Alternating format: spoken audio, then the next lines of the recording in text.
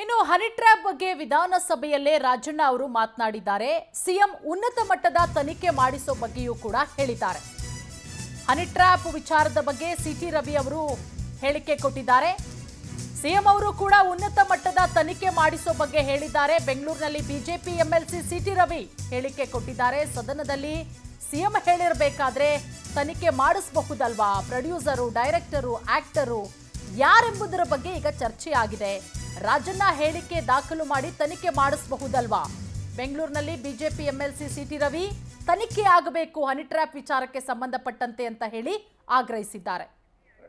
ಈ ವಿಧಾನಸಭೆಯಲ್ಲಿ ಕೆ.ಎನ್. ರಾಜಣ್ಣ ಅವರು ಹೇಳಿಕೆ ಕೊಟ್ಟರು. KN. Rajanna not only for MLA, he is one of the senior most leader, he is a minister. ಅವರು ನಮ್ಮ ಸಿದ್ದರಾಮಯ್ಯನವ್ರ ಸಚಿವ ಸಂಪುಟದ ಹಿರಿಯ ಸಚಿವ. ವಿಧಾನಸಭೆಯಲ್ಲಿ ಕೊಡುವ ಸ್ಟೇಟ್ಮೆಂಟು ಅದು ದಾಖಲಾಗತ್ತೆ. ಅದನ್ನು ಆಧರಿಸಿಯೇ ಸರ್ಕಾರ ತನಿಖೆಗೆ ಆದೇಶ ಮಾಡಬೇಕಾಗಿತ್ತು.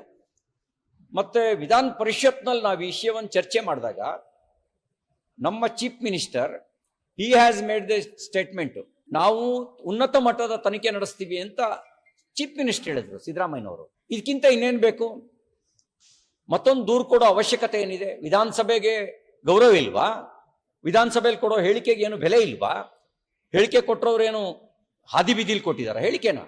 ಹಾದಿ ಬೀದಿಲಿ ಕೊಡುವ ಹೇಳಿಕೆ ಆದ್ರೆ ಸರ್ಕಾರ ಯೋಚನೆ ಮಾಡಬೇಕಾಗತ್ತೆ. ಅವ್ರು ಹೇಳಿಕೆ ಕೊಟ್ಟಿದ್ದಾರೆ. 48 ಜನ, ಪೆನ್ ಡ್ರೈವು, ಅಲ್ಲಿ ಚರ್ಚೆ ಆಗಿದೆ. ಡೈರೆಕ್ಟ್ರು, ಪ್ರೊಡ್ಯೂಸರು, ಆಕ್ಟರ್ಗಳು ಯಾರ್ಯಾರಿದ್ದಾರೆ ಇದ್ರ ಹಿಂದ್ಗಡೆ, ಅಧಿಕಾರಿಗಳು, ಶಾಸಕರು, ಮಂತ್ರಿಗಳು, ಜಡ್ಜ್ಗಳು ಇತ್ಯಾದಿ ಎಲ್ಲ ಚರ್ಚೆ ವಿಷಯದಲ್ಲಿ ಬಂದಿದೆ.